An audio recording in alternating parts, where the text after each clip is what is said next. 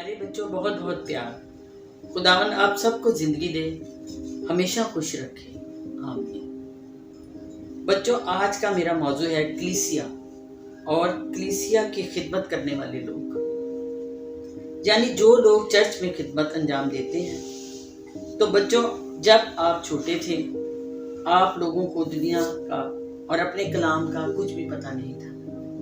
तो उस वक्त आप लोगों को संडे स्कूल की टीचर्स ने बड़ी मेहनत से खुदावंद के बारे में बताना शुरू किया।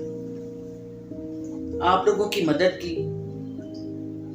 जिस तरह आप लोगों के माँ बाप ने आपको चलना सिखाया, खाना पीना सिखाया, तो संडे स्कूल की टीचर्स ने आप लोगों को खुदा के बारे में और चर्च के अदाब के बारे में सिखाया।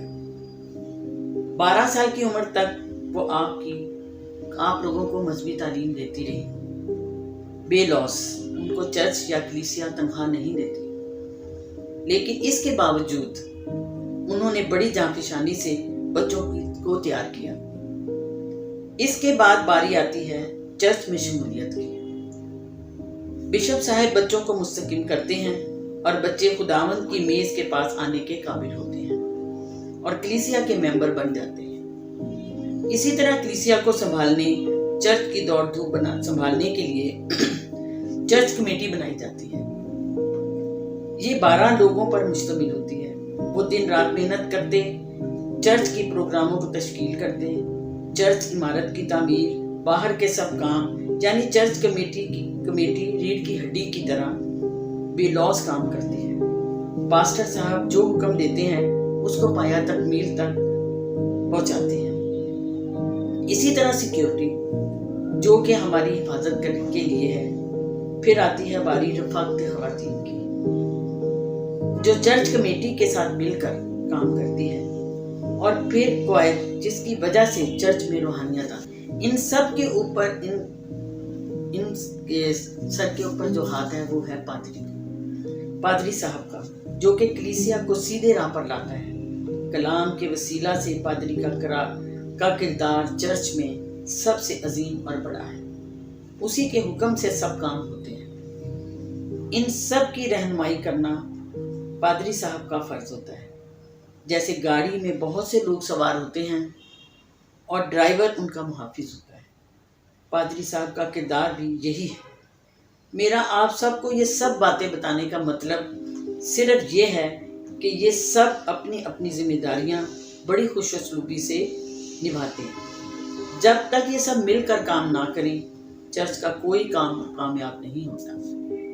इन सब की जिम्मेदारी, इतनी मेहनत है, इसके बावजूद भी कलीसिया के चंद लोग इन्हें तस्लीम नहीं करते और इनके कामों को गलत कहते हैं और हमेशा नाखुश रहते हैं। खुदावंद के प्यार करने वाले उसको चाहने वाले लाखों थे, मगर उन्होंने इन सब को संभालने के लिए 12 का चुनाव किया और सब के जिम्मे मुख्तलिफ काम लगा दिए। इसी तरह जब चर्च कमेटी का चुनाव होता है तो वो ही रवायत दोहराई जाती है और खुदावंद के बंदे अपनी अपनी कलीसिया के गल्लाबानी करते हैं। अगर इन सब बातों को मद्देनजर रखें तो इन 12 की जगह चर्च में बहुत बुलंद और इज्जत की है। कलीसिया का फर्ज है कि उनका कहना भी सुने और इज्जत भी करें, क्योंकि ये सब आप लोगों की रहबरी के लिए मखसूस होते हैं। अगर हम सब मिलकर काम करें और एक दूसरे को समझें तो एक कामयाब और रूहानी कलीसिया बनेंगे। क्वाइट की जिम्मेदारी है कि वो चर्च में आने से पहले अपने गीतों और ज़बूरों की तैयारी पहले से करें, ताकि जब दुआ हो तो बदमज़गी ना हो। उनका गीत गाना, साज बजाना बाहिस रहमत हो। अच्छे गाने वालों को चुनाव करें, ये चुनाव किया जाए, ये नहीं कि जो भी आया उसे खड़ा कर दिया।